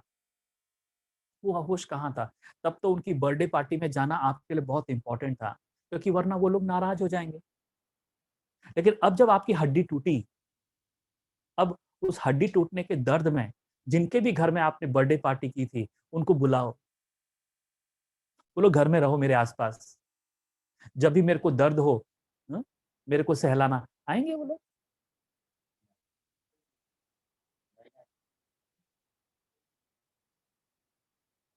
तो ये होश हमको कब आएगा? ये होश हमको नहीं आता कि जब समय है, सब ठीक ठाक चल रहा है, अब अपने होश को मल्टीप्लाई करने का टाइम आ गया। और ये वक्त आपकी जिंदगी में आता है जब सब ठीक ठाक चल रहा है, क्योंकि रोग की पीड़ा का अनुभव जो दुख के रूप में मुझे होता है, देखो किसी को भी रोग हो, अगर देखो दादी को भी कोई रोग हो, दादी को भी शारीरिक पीड़ा होगी, नहीं कह रहा हूं, पर शारीरिक पीड़ा में जो दादी का मन है ना, वो मन दुखी नहीं होगा। हम में और बाबा में, हम में और दादी में यही फर्क है, दादी प्रकाश मणि में, दादी जानकी में। हम अगर शरीर को कुछ होता है, हम डिस्टर्ब हो जाते हैं, हम परेशान हो जाते हैं। दादियों को कुछ होता है, वो परेशान नहीं होते, वो अपनी शान में होते हैं, हम परेशान हो जाते हैं। अब इस फर्क को ही हमको कम करना है, और इसके लिए कहा जब ठीक ठाक हो, अपनी होश की साधना करो, उठते बैठते चलते फिरते। फिर जो तुम्हारे शरीर को होगा इन फ्यूचर कभी भी कैसे भी, जैसे आज हम कोरोना काल से जा रहे हैं, ऐसा नहीं कि आपको नहीं होगा कोरोना, ऐसा है। आप जो बाबा के बच्चे हो, एक सर्टिफिकेट लेकर आए हो क्या? कोरोना नहीं होगा? हुआ है, कोरोना में शरीर भी छोड़ा है, तब बाबा ने संदेश दिया था, बच्चे ये भी निमित्त कारण है, शरीर कई कारणों से छूट सकता है। तो जो बच्चे इस कोरोना काल में गए हैं, तो वो भी निमित्त कारण बना, कोरोना की वजह से नहीं गए हैं। वो उनके वो अपने ड्रामा अनुसार कोरोना निमित्त कारण बना शरीर छोड़ने के। इसलिए इस फिराक में मत रहना कि मेरे को कोरोना नहीं होगा। पर अगर आपका अभ्यास, आपका होश का अभ्यास अगर नहीं है, तो जब आपको कोरोना होगा, तो आपका दुःख जो है ना मल्टीप्लाई हो जाएगा। होश मल्टीप्लाई करो, दुःख मिनिमाइज़ करो, ये हमारा पुरुषार्थ है। लेकिन होता क्या है, हम दुःख को मल्टीप्लाई करते जाते हैं, होश को कम, और तब होश नहीं रहेगा आपको अपना। मैं आत्मा हूँ इसका अभ्यास नहीं कर पाओगे, अगर आपने कोरोना के पहले नहीं किया तो। उन अमूल्य क्षणों में जब आप बिल्कुल ठीक-ठाक थे, आपने अपने होश को मल्टीप्लाई करने का पुरुषार्थ नहीं किया, तो ये भूल जाओ कि जब आप हॉस्पिटल की बेड पर लेटे होंगे, तब आपको पूरी तरह होश रहेगा, आप बिल्कुल आनंद का अनुभव करोगे, कुछ नहीं होगा। आपकी हालत उन्हीं लोगों जैसी होगी, जो संसार की हालत होते हैं, रोना-धोना, और हो सकता है कि बाबा के प्रति आपका निश्चय भी उखड़ जाए।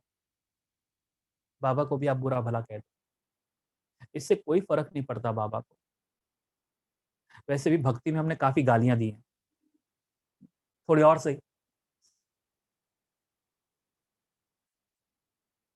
और ये तो फिर मूर्खता की निशानी है ना, इतने साल तुम बाबा के ज्ञान में रहे और तुमको इतना तक होश नहीं कि मैं अपनी होश को मल्टीप्लाई करूँ।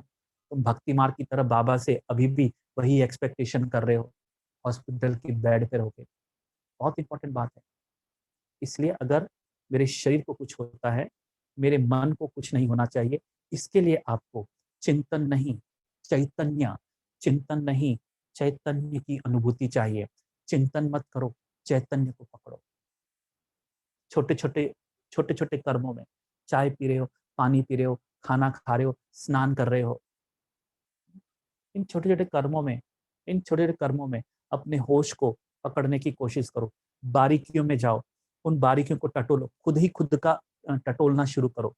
क्यों होता है? जैसे एक डॉक्टर सब चेक करता है ना, ब्लड चेक, ये चेक, वो चेक। आज तो कितने आपके ब्लड में कंपोज़िशन है, कितनी चेकिंग होती है ब्लड की, इतनी बारीक-बारीक होती है। कोलेस्ट्रॉल बोलो, ये बोलो। पहले की चेकिंग तो बहुत मोटी-मोटी थी। अभी तो आपके इतने टेस्ट हो जाते हैं, इतने टेस्ट भरे पड़े हैं, लाखों का खर्चा आ जाता है, इतने टेस्ट हैं। सोचो, तब जाके रोग का निदान होता भी और नहीं भी होता है। तो हम भी अपना ये टेस्ट क्यों नहीं कर सकते हैं? क्यों ऐसा हुआ आज?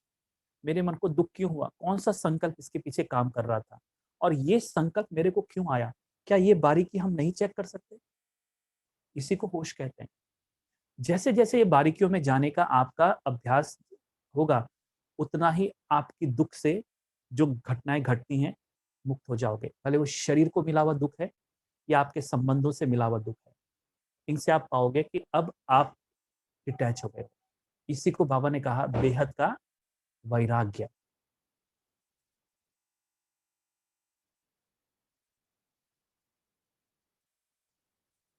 वह कभी भी बीमारी के कष्ट का अनुभव नहीं करेगा।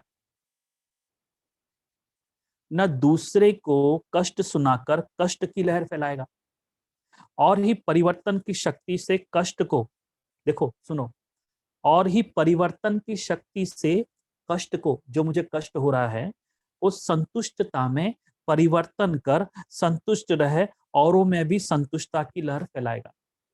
कष्ट हो रहा है शरीर को, भयानक दर्द हो रहा है, जोड़ जोड़ दुख रहे हैं, लेकिन वो संतुष्ट है। वंडरफुल बात यह है जबरदस्ती संतुष्ट नहीं है। बाय द वे ऐसा मत सोचना बेचारा बहुत अंदर में फील कर रहा होगा, कष्ट को फील कर रहा है, पर कष्ट को फील करते करते अंदर में एक प्लेजर भी है, एक सुख को भी अनुभव कर रहा है वो। ओके, कष्ट का दुख नहीं है, कष्ट का मन पर कुछ असर नहीं आ रहा है, ये स्थिति। इसके लिए आप सोचोगे फिर हम क्या चिंतन करें? नहीं, आपको चिंतन नहीं करना है, आपको ये सिचुएशन आने के पहले अभ्यास करना है। और अगर अभ्यास नहीं होगा बहुत काल का, तो उस टाइम पे जो घटेगा, उसमें आपका चिंतन नहीं चलेगा और वो चिंतन धीरे-धीरे नेगेटिविटी में लेके जाएगा। अर्थात मास्टर सर्वशक्तिवान बन शक्तियों के वरदान में से समय प्रमाण, सहन शक्ति, समाने की शक्ति प्रयोग करेगा और समय पर शक्तियों का वरदान व वर्षा कार्य में लाना यही उसके लिए वरदान अर्थात दुआ दवाई का काम कर देती है। पुरुषार्थ करने में बाबा मदद करता है अगर दिल हो तो।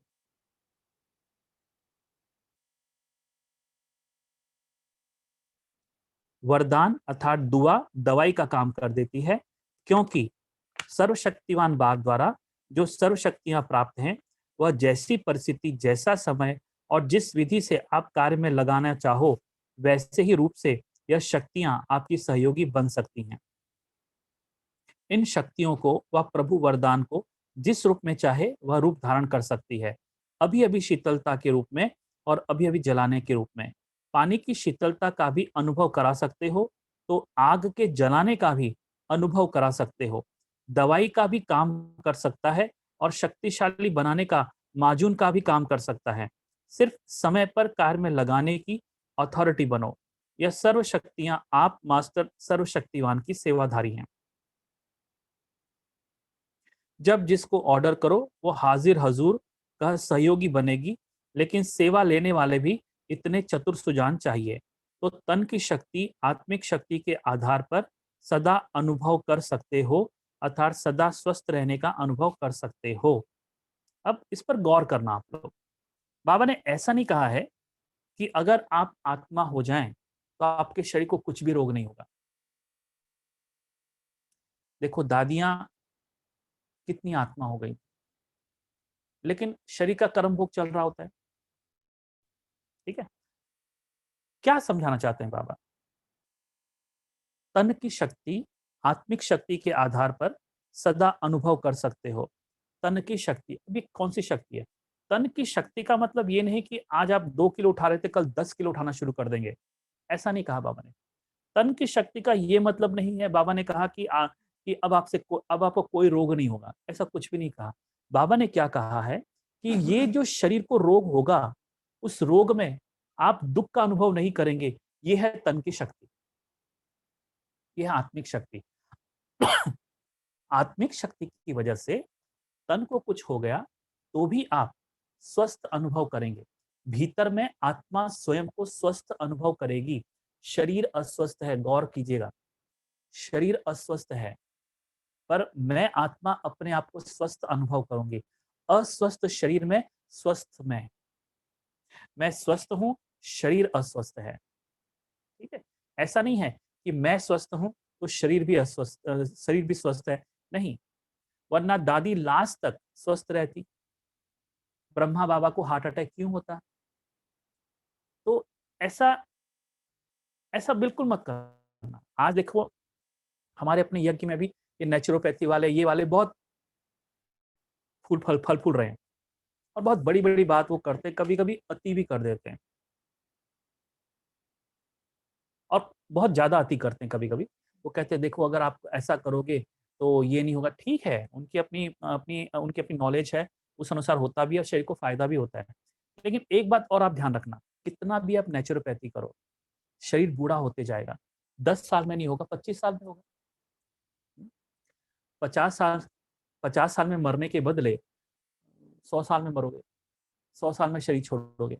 लेकिन जो आप नेचुरोपैथी कर रहे हो, उससे आप अपनी मृत्यु को नहीं रोक सकते।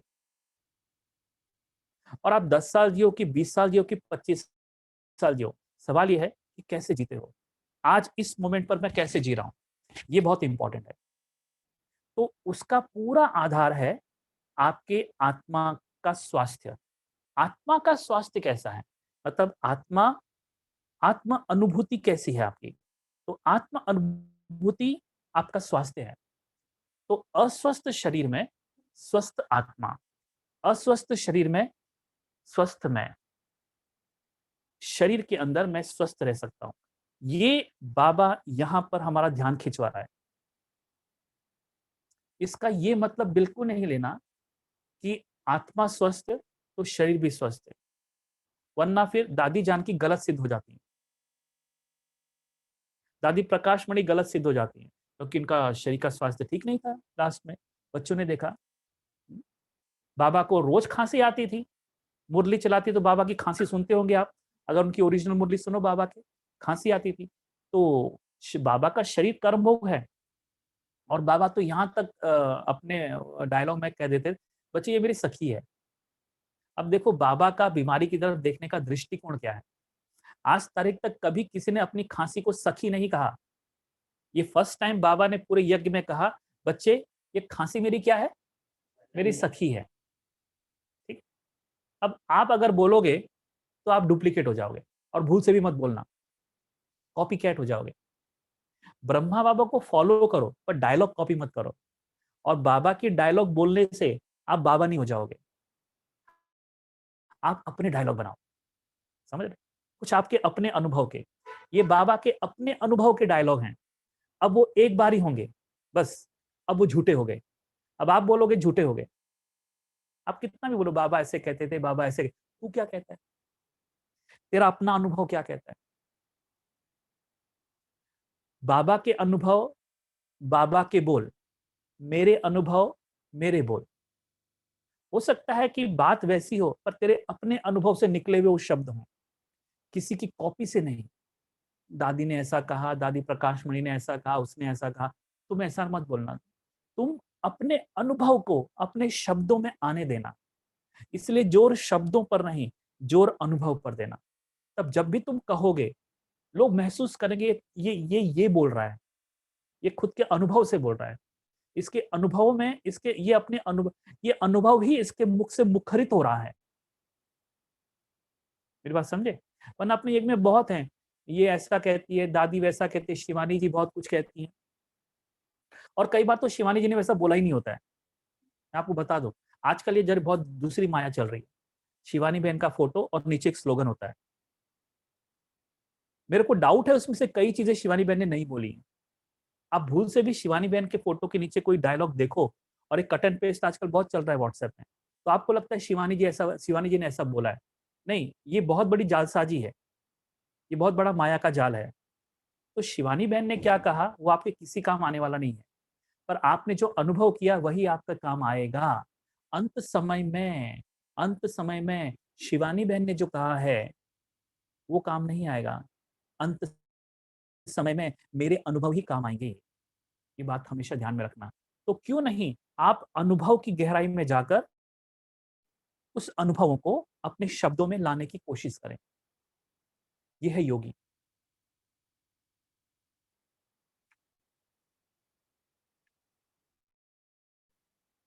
तो वरदान को व वर्षे को कार्य में लगाओ।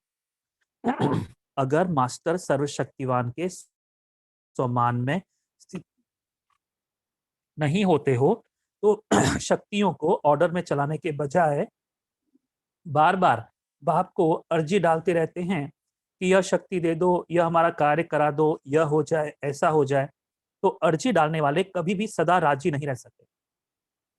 अर्जी, ये ऐसा जो बोलना होता है ना, बाबा ये कर दो, बाबा ऐसा कर दो, बाबा कहते हैं ये अर्जी मत डालो, क्योंकि एक सीक्रेट बाबा ने रिवील किया, अर्जी डालने वाले कभी राजी नहीं होंगे, क्योंकि उनको अर्जी डालने की आदत पड़ गई, रोज अर्जी डालेंगे, और एक आध अर्जी उनकी पूरी हो भी जाती है, अब उनको उसी का लालच आ जाता है। वो कहते हैं उस दिन अर्जी डाली थी ना, चल आज भी डाल देते हैं। अब ये पुरुषार्थ कुछ नहीं करेंगे, अब ये जिंदगी भर बाबा से अर्जी डालते रहेंगे, अर्जी डालते रहेंगे, अर्जी डालते रहेंगे। हाँ, भक्ति मार्ग के संस्कार। तू ही बिगाड़े तू ही सवारे, वो गीत है ना आजकल का, सुनने में बड़ा अच्छा लगता है, पर है पूरा बकवास, सब गलत। तू ही बिगाड़े तू ही सवारे, मतलब भगवान को पागल बोला गया, क्योंकि मैंने अभी अभी एक अच्छा सा मूर्ति बनाई, फिर मैंने ही तोड़ डाली। कैसा लगता है आपको? अभी अभी मैंने बहुत सुंदर मंदिर बनाया कांच का, फिर एक हथौड़ा लाके तोड़ दिया। तू ही बिगाड़े तू ही सवारे। आप कहोगे ना, अरे साइको है। भगवान साइको नहीं है, लोगों ने ये गीत है इसकी वजह से भगवान को ऐसा समझ लिया। भाई भगवान क्या करता है? पहले तो लोन सैंक्शन करा देता है, फिर जिस घर के लिए लोन लिया था उसको तोड़ देता है। तू ही बिगाड़े तू ही सवारे, मतलब गेम देख रहा है वो। चल अभी इसको खुश करते हैं, और अभी इसको ना इतना रुलाते हैं, तो अपने रूम में बैठ के पॉपकॉर्न खाते हुए भगवान देख रहा है, अभी रो अभी रो। अभी ऐसा करते हैं, देख वो जो साइन में बैठा हुआ है ना, उसका एक्सीडेंट करा देते हैं। अभी भगवान बैठ के देखते हैं, रो रहा है, चिल्ला रहा है। ऐसा करते हैं, फलाने को इसको स्वस्थ करते हैं, फिर बाद में इसको कोरोना डाल देते हैं। ऐसा है भगवान? यही हमने समझा है कि तू ही बिगाड़े तू ही सवारे। गीत की धुन बहुत अच्छी है, लेकिन पूरा भगवान को बहुत ही गलत दर्जा दे दिया। इसलिए गीत भी जब सुनो ना, थोड़ा ध्यान से सुनो उस गीत के अर्थ। इसलिए बाबा भी जब चुनते हैं ना गीत मुरली में, बहुत ध्यान से सुनते हैं, और एक बाबा महसूस करते कि बच्चे इसका अर्थ गलत समझेंगे, इसलिए बाबा बाद में मुरली में पूरा समझाता है। मुरली में कहीं ना कहीं उसकी एक्सप्लेनेशन होती है। अगर मास्टर सर्वशक्तिवान के स्वमान में स्थित नहीं होते तो शक्तियों को ऑर्डर में नहीं चला सकोगे। इसलिए मालिक बन, योग युक्त बन, युक्ति युक्त सेवाधारियों से लो, तो सदा स्वस्थ का स्वतः अनुभव करेंगे। इसको कहते हैं तन की शक्ति प्राप्त। तो इससे देखो, गौर कीजिएगा, बाबा ने वो अनुभव की बात की कि तन अस्वस्थ होते हुए भी तुम स्वस्थ अनुभव करोगे, यही है तन की शक्ति। ऐसे ही मन की शक्ति अर्थात श्रेष्ठ संकल्प की शक्ति। मास्टर सर्वशक्तिवान के हर संकल्प में इतनी शक्ति है जो जिस समय जो चाहे वह कर सकता है और करा भी सकता है, क्योंकि उनके संकल्प सदा शुभ, श्रेष्ठ और कल्याणकारी होंगे। तो जहां श्रेष्ठ कल्याण का संकल्प है वह सिद्ध जरूर होता है। इस पर और एक बात ध्यान रखना, जब बाबा कहते हैं ना उनके संकल्प सदा शुभ, श्रेष्ठ और कल्याणकारी होंगे, तो ऐसे कोई संकल्पों की लिस्ट अपने पास मत रखना कि भाई जी आप बता दीजिए कौन कौन से संकल्प श्रेष्ठ होते हैं, शुभ होते हैं, मैं उसकी लिस्ट बनाऊंगा और फिर उसको अपनी मेमोरी में घुमाते रहूंगा, तो बस वो हो जाएंगे। कि ऐसे कोई भी शुभ, श्रेष्ठ और कल्याणकारी संकल्पों को इकट्ठा मत करना, और ऐसा मत मान लेना कि ये जो सेंटेंस अगर कोई आपको दे दे तो वो शुभ कल्याणकारी है। नहीं, सबसे पहले तो शुभ श्रेष्ठ का अनुभव करो। तुम्हारे भीतर में तुम सबसे शुभ, सबसे श्रेष्ठ और सबसे कल्याणकारी हो। मैं आत्मा शुभ हूं, मैं आत्मा कल्याणकारी हूं, मैं आत्मा श्रेष्ठ हूं। इसको पहले अनुभव करो। संकल्प इसी श्रेष्ठता से निकलेंगे। इस अनुभूति से जो संकल्प निकलेगा ना, वो श्रेष्ठ होगा। ठीक है? लेकिन श्रेष्ठ संकल्प किसी कहीं कोई लिस्ट के पीछे भागना मत, आप ट्रैक चूक जाओगे। कई कहते हैं हम शुभ भावना रखते हैं कि मेरा पति ज्ञान में आ जाए, मेरा पति ज्ञान में जाए, रोज सुबह शुभ भावना रखते हैं ज्ञान में आ जाए। एक बहन हमारे पास आई, कहती मैं रोज सुबह उठ के 21 दिन तक, मैंने कहा मेरा पति, मैंने कहा आया, बोलती नहीं। वो 2 साल से कर रही है और बड़े अकड़म टिकड़म, कभी किसी का सुन लेती है, वो कर लेती है, कभी किसी का सुन लेती है। मैंने कहा बहन आप ऐसा नहीं करो, पति आए ज्ञान में नहीं आए, पहले आप अपना खुद का मालिक बनो, आप खुद श्रेष्ठ अनुभव करो। पति कैसा भी व्यवहार करे, आप श्रेष्ठ का अनुभव करो। क्या तुम्हारे पास ऐसे अनुभव है? और वो पूरी तरह डिस्टर्ब थी और प्रयोग पर प्रयोग किए जा रही है, प्रयोग पर प्रयोग किए जा रही है कि मैं देख रही हूँ कि मेरा पति ज्ञान में आ रहा है। तो किसी ने उसको समझाया, तो इमेजिन कर, कल्पना में बहुत बड़ी शक्ति होती है। तो कल्पना कर रही है कि उसका पति आ रहा है, आ रहा है। तो हमने कहा आया, तो उसने 7 दिन का कोर्स किया, कुछ दिन रहा, उसके बाद गायब हो गया। फिर वो योग लगा रही है। मैंने कहा आपका योग है ना शिव बाबा से कम और पति से ज्यादा लग गया है। हमने कहा छोड़ो ये सब, पहले तो संकल्प श्रेष्ठ कब होते हैं ना, इसकी बारीकी को समझो बहन। मैंने कहा पहले बारीकी को समझो कि श्रेष्ठ संकल्प क्या होते हैं। श्रेष्ठता का अगर आपको अनुभव नहीं है तो आपके संकल्प श्रेष्ठ नहीं हो सकते, वो भले किसी के भी क्यों ना हो। किसी भी XYZ के कितने भी अच्छे संकल्प आपको लगें, पर वो आपके नहीं है क्योंकि वो उधार हैं।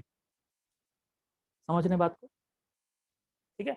देखिए मैं एक बात आपसे कहना चाहता हूँ। शिवानी बहन ने एक बात कही, आपको बहुत अच्छी लगी, आपने इसे नोटबुक में नोट कर लिया, लेकिन वो आपके हैं, आपके हैं वो शिवानी बहन है। शिवानी बहन ने जिस रिश्ता का अनुभव किया, जिस शुभ का अनुभव किया, जिस कल्याण का अनुभव किया, तो शिवानी बहन के शब्दों में वो अनुभव मुखरित हुआ, प्रकट हुआ। आपको अच्छा लगा और आपने लिख लिया, और अब आप जाके घर में बैठ के वो अभ्यास कर रहे हैं। नहीं होगा, आपको उसका रिजल्ट नहीं आएगा, क्योंकि वो आपके अनुभव से नहीं आए हैं, वो आपको छू नहीं रहे हैं। वो आपको अच्छे लगे, पर वो आपके अपने अनुभव से नहीं निकले हैं। आपका अनुभव और उनके शब्द, इनमें कोई मैचिंग नहीं है। मुद्दा क्या है? श्रेष्ठ का आपको अनुभव नहीं है और श्रेष्ठ संकल्पों की लिस्ट लेके आप बैठे हुए हो, उनको नोट डाउन कर लिया है और इधर में श्रेष्ठ संकल्प घुमा रहे हो। श्रेष्ठ संकल्प करने से आप श्रेष्ठ नहीं बनते। ये ये मान्यता है आपकी कि श्रेष्ठ संकल्प करने से श्रेष्ठ बनते हैं। नहीं, श्रेष्ठ का पहले अनुभव करो, संकल्प अपने आप ही श्रेष्ठ हो जाएंगे। फिर तुम कुछ भी बोलोगे ना, बहुत श्रेष्ठ होगा। अब उस श्रेष्ठ संकल्प में क्या होगा, पति परिवर्तित होगा कि नहीं होगा, फॉरगेट इट, भूल जाओ। तो उस बहन को हमने कहा ये सब छोड़ो आप, पति ज्ञान में आ जाए, ये ज्ञान में आ जाए। तो उसका पति कभी ज्ञान में आया ही नहीं, और कहती जितना जितना ही मैं योग करती हूँ वो और ही डिस्टर्ब होकर चला गया। मैंने कहा योग से वो डिस्टर्ब नहीं हुआ है, बाय द वे। आप ऐसी अपेक्षा छोड़ दो योग से, और पति ज्ञान में आ जाए इसके लिए योग मत करो, मेरा काम हो जाए इसके लिए योग मत करो। योग का पूरा कनेक्शन है, let me realise who am I. ये ड्रामा, ये एवरीथिंग पति को ज्ञान में लाने के लिए योग कर रहे हैं, इसको ज्ञान में लाने के लिए योग कर रहे हैं। तुम योग करो, योग के साथ पर्पस मत जोड़ो। और योग का यही है कि लेट मी नो मैं कौन हूं, इस अनुभूति को करने के लिए। फिर स्वमान का भी ऐसे ही प्रॉब्लम है, लोग स्वमान करने लगे, मैं सर्वशक्तिवान की आत्मा हूं, मैं सर्वशक्ति वाली हूं। करते जाओ करते जाओ, शक्ति तो आ ही नहीं रही है, अंदर में मन डोल रहा है। और पता है हम कब करते हैं ये, मैं सर्वशक्तिवान, मैं शक्तिशाली हूं, जब हमको डर लगता है, राइट? अंदर मन डर रहा है, तो उस डर को अनदेखा करने के लिए, उस डर को भूलने के लिए, वो डर मेरे को दिखे नहीं, इसके लिए हम एक बड़े बड़े संकल्प करते हैं, जोर जोर से करते हैं। देखो कभी आप शमशान घाट से निकलो ना, लोग सीटी बजाना शुरू करते हैं। कभी अचानक किसी गांव के, और आपको पता चला हो यहाँ एक दो चुड़ैलें रहती हैं और डाल में से है, भूत आता है पीछे ऐसे कभी कभी चिल्लाता है, तो जब आप निकलोगे ना आवाज करते हुए, सीटी बजाते हुए, कुछ गाना गाते हुए निकलोगे, ताकि आप आपका ध्यान हटा सकें कि यहाँ कोई भूत नाम की चीज है, उसको भूत सके आपके दिमाग में नहीं आए, क्योंकि जैसे आएगा आप डर जाओगे। सेम थिंग, हम डर के मारे ये संकल्प करते हैं कि मैं सर्वशक्तिवान की बच्ची हूँ या बेटा हूँ। मैं आपसे कहता हूँ कि अगर आप शक्ति का अनुभव करो, ये बोलने की जरूरत है, आपके संकल्प आपके डर की वजह से पैदा होते हैं। आप जो भी आप जो भी पॉजिटिव संकल्प करते हो, ये आपके नेगेटिव होने का संकेत है। थोड़ी अटपटी लगेगी बात आपको, पर बड़ी मजेदार है, थोड़ी सोचने वाली है। आप पॉजिटिव संकल्प इसीलिए करते हो क्योंकि अंदर में आप नेगेटिविटी को फील कर रहे हो। अगर आप पॉजिटिविटी को फील करो तो संकल्प करने की जरूरत ही नहीं। मैं शक्तिशाली हूं माना हूं, दैट्स ऑल। मैं ये क्यों बोलूं कि मैं सर्वशक्तिमान की आत्मा हूं? मेरे को रिपीट करने की जरूरत है? मैं बाप का बच्चा हूं, ये मेरे को फील हो रहा है, तो मैं सारा दिन ये क्यों बोलूं कि मैं बाप का बच्चा हूं? ये थोड़ी सी गम्मत जिसको मैं कहता हूँ, थोड़ा इसको समझने की कोशिश करो। जब मैं कहता हूँ मैं शांत स्वरूप आत्मा हूँ, इसका मतलब अंदर में क्या हो? ये जो सोचते हो और ये जो बोलते हो, तुम्हारा सोचना और तुम्हारा बोलना, उसके विपरीत तुम्हारा मन अनुभव कर रहा है। अगर तुम्हारा मन शांति का अनुभव कर रहा है, तो ये आप क्यों बोलोगे, क्यों सोचोगे कि मैं शांत स्वरूप आत्मा हूं? मेरा पहला प्रश्न आपसे यही है। आप अशांति का अनुभव कर रहे हो, इसलिए आप बोलते हो मैं शांत स्वरूप आत्मा हूं, ताकि आप शांति का अनुभव करो।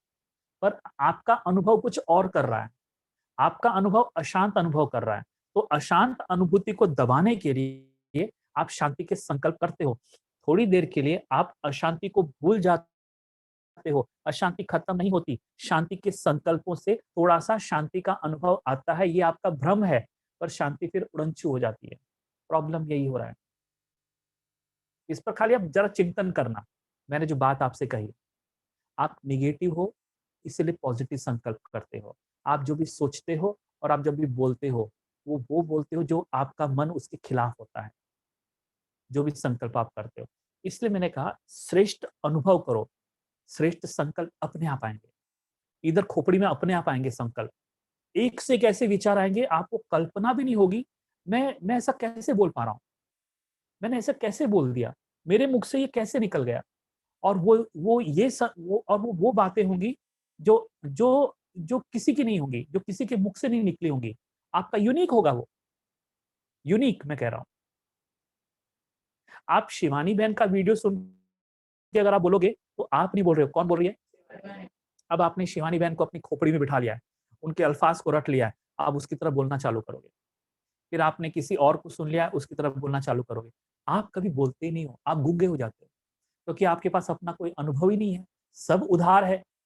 शिवानी बहन उधार, सूरज भाई उधार, सब उधारों सब इनको यहाँ बिठा रखा है और आपके मुख से कभी कौन बोल देता है, कभी कौन बोल देता है। तो आपको लगता है मैं योगी हो गया, नहीं आप योगी नहीं हो गए, ढोंगी हो गए। मैं अगेन वो शब्द यूज़ करता हूँ, ढोंगी और पाखंडी हो गए। इनको बाजू में रखो, आप अनुभव पर जोर दो।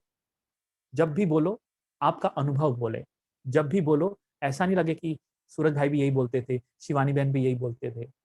आपके अनुभव एक नए अंदाज में एक उसमें प्रकट होंगे, अपने आप होंगे। जोर इस पर मत देना कि मेरे को क्या बोलना है, जोर इस पर देना कि मेरे को क्या होना है, मेरे को आत्मा होना है। और उस वक्त तैयारी मत करो जब आपको बोलना है, बल्कि उस वक्त तैयारी करो जब आप फ्री थे। इसका बहुत काल का अभ्यास करो, धीरे धीरे आप पाओगे। अब दूसरों के शब्द मेरे को याद नहीं रहते, जब भी होता है मैं अनुभव में हूं, अनुभव बोल अनुभव बोल रहा होता है। बस ये आपकी ओरिजिनलिटी है, आप उस मुकाम पर पहुंच गए। वरना आप इधर का सुन, उधर का सुन, उधर का सुन, उधर का सुन, फिर आपको कोई बोल देगा 108 बार लिखो मैं आत्मा शांत स्वरूप हूं। लिखो, लिख के कुछ होता है तो मेरे को बताना, मैं डिक्लेयर करूंगा क्लास में। ये जो ज्यादा अशांत होगा मैं उसको बोलूंगा 16,108 बार लिख। अगर और ज्यादा अशांत हो गया मैं कहूँ 9 लाख लिख। लिखते लिखते खत्म हो जाएगा वो, शांत अशांति खत्म नहीं होगी। तो कुछ ऐसा है जो लिखने का बोलते हैं, इतने बार लिखो, उतने बार लिखो। मैं आपको बता दूं, ये सिर्फ आपको एंगेज करने के लिए रखा जाता है, नहीं है ना। श्रेष्ठ अनुभव नहीं कर पा रहे हो ना, तो एक काम कर, तू श्रेष्ठ संकल्प लिख। ये मैं मनोविज्ञान आपको समझा रहा हूँ, आपको मनोविज्ञान समझा रहा हूँ। आपको अनुभव नहीं हो रहा है, तो मैं आपसे कहूँगा आप एक काम कीजिए, ये सूरज भाई का क्लास सुन लीजिए, ये फलाने का सुन लीजिए। आप एक काम कीजिए, आप ये सारे संकल्प ले लीजिए और इन सारे संकल्पों को आप रटना शुरू कीजिए। ये आपके लिए दवाई का काम कर रही है, ये आपके लिए दवाई का काम करेगी, पर इससे अनुभूति कुछ नहीं होगी। ये आपकी मानसिकता को समझ करके आपको दवाई का काम, आप एक रोग से ग्रसित हो, अच्छे-अच्छे संकल्पों को नोटबुक में लिख करके अपने दिमाग में उसको दोहराने के रोग से रोगी रोगी हो गए हो। आपको आपके रोग से, अब आप रोग से मुक्त नहीं हो पा रहे हो, तो कम से कम रोग नहीं बढ़े, इसके लिए आपको ये इजाद किया गया। ये आप समझने की कोशिश करो। इसलिए उसने उसको पुरुषार्थ बोला था, उसको पुरुषार्थ बोला था। बोलते हैं, किसी को 16,108 बार लिखने को भी बोलते हैं, पर वो उसको उसको ध्यान में रखते हुए, आपको नहीं। इसलिए आप सोचोगे आपकी बीमारी अलग है, फलाने की बीमारी अलग है, तो उसको बोला जाएगा आप एक काम करो, आप 16,108 बार लिखो। उसको फ़ायदा होता है, बोलता है हाँ, अभी मेरा दिमाग नहीं चलता है। पर तू रोग से मुक्त हुआ, और जो असली रोग क्या है? मैं शरीर हूँ, इससे तू अभी भी मुक्त नहीं हुआ है। तो ऐसे लिए अलग-अलग बच्चों को, अलग-अलग बाबा के बच्चों को अलग-अलग पुरुषार्थ दिया जाता है। पर आपके लिए पुरुषार्थ अलग होगा, वो कस्टमाइज़्ड होगा, वो पर्सनलाइज़्ड होगा। आप जब रोग बताते हो, तो आपको वैसा पुरुषार्थ दिया जाएगा। आप पर कई दिन दवाइयाँ टेस्ट की जाएँगी, कई परीक्षण दिए जाएँगे। इसलिए मत समझना कि सूरज भाई ने उसको तो बोला ऐसे करो, पर मेरे को अलग बोला, तो मत तो मेरे को क्यों नहीं बोला? अरे भैया रोग अलग-अलग है। पर एक सबसे बड़ा रोग जो बॉडी कॉन्शसनेस वाला है, वो रोग से मुक्त होना, ये फिर थोड़ा एडवांस लेवल का काम है। तो इसलिए ऐसे पुरुषार्थ कराए जाते हैं। आपको बिज़ी रखा जाएगा, क्योंकि आपको बिज़ी नहीं रखेंगे, तो आप डिस्ट्रक्टिव हो जाओगे। आपका योग नहीं लग रहा है, तो हम कहते हैं ठीक है, आप मुरली में से जो सेवा के हैं ना, वो संकल्प निकालो। आप इस मुरली में बाबा कितनी बार बोला है, वो लिखो। ठीक है? अब देखो एक ऐसा बचकाना सा है, इस मुरली तो मैं क्या करूँगा, मैं उस मुरली को पढ़ूँगा, मैं आप में आदत डलवा रहा हूँ।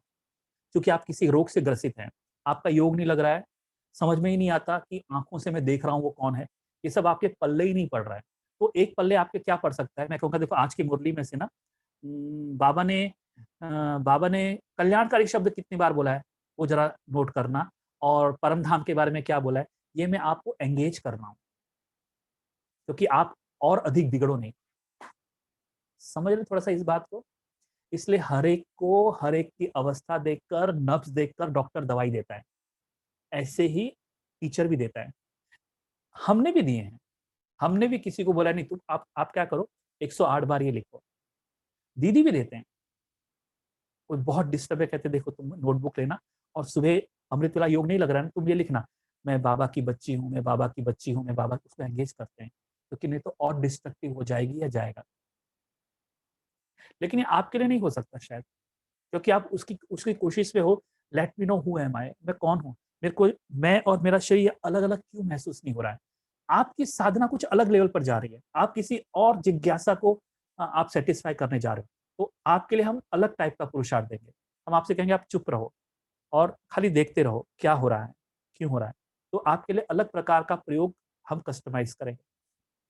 इसलिए कभी-कभी लगता है कि भाई जी शाम को इतने अलग-अलग टाइप के क्यों बनाते हैं? इसके पीछे कारण है। क्योंकि किसी को कोई दवाई सूट हो जाती है, किसी को कोई। कई फीडबैक हमको मिलते हैं कि ये जो प्रयोग था ना ये हमको बहुत सूट हो रहा है, लेकिन ये सूट नहीं हो रहा है। तो मैं उनसे कहता हूँ कि जो प्रयोग आपको सूट हो रहा है वो करते जाओ। फिर जो आपको सूट नहीं हो रहा है वो भी होने लगेगा। फिर कइयों को लगता है नहीं जो आप रिलैक्सेशन कराते थे ना, वो मेरे को बहुत अच्छा लगता है। हमने कहा वही करो। लेकिन वो करने के बाद वो एक वार्म अप सेशन हो जाएगा, उसके बाद आप बाबा को याद करना। ये केमिस्ट्री है।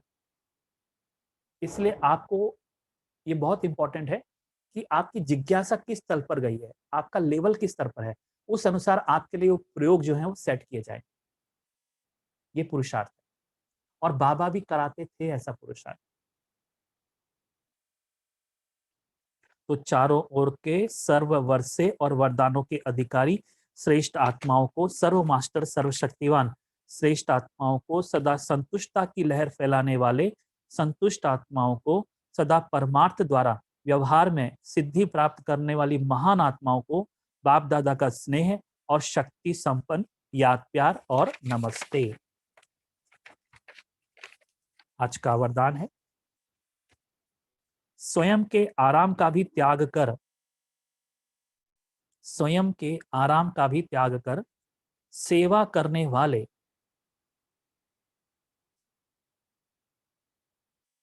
सदा संतुष्ट सदा हर्षित भव। स्वयं के आराम का भी त्याग कर सेवा करने वाले सदा संतुष्ट सदा हर्षित भव। समझा रहे हैं इसको बाबा। सेवाधारी स्वयं के रात दिन के आराम को भी त्याग कर सेवा में ही आराम महसूस करते हैं। बहुत वंडरफुल बात है ये।